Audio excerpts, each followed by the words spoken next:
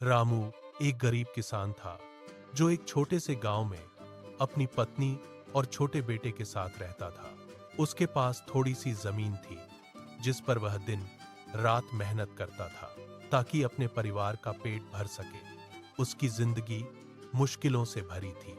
कभी बारिश नहीं होती थी तो कभी बाढ़ आकर उसकी फसल बर्बाद कर देती थी। कई बार उसका परिवार भूखा सो जाता था, लेकिन रामू ने कभी उम्मीद नहीं छोड़ी। एक बार महीनों की मेहनत के बाद उसकी फसल बहुत अच्छी हुई। खेत सुनहरे अनाज से भर गया। रामू बहुत खुश था और उसे लगा कि अब उसकी मुश्किलें खत्म हो जाएंगी। वह अपने परिवार के लिए अच्छे दिनों का सपना देखने लगा। लेकिन कटाई से ठीक पहले एक तेज तूफान आया और उसकी आधी फसल बर्बाद हो गई। रामू बहुत दुखी हुआ और खेत में बैठकर रोने लगा।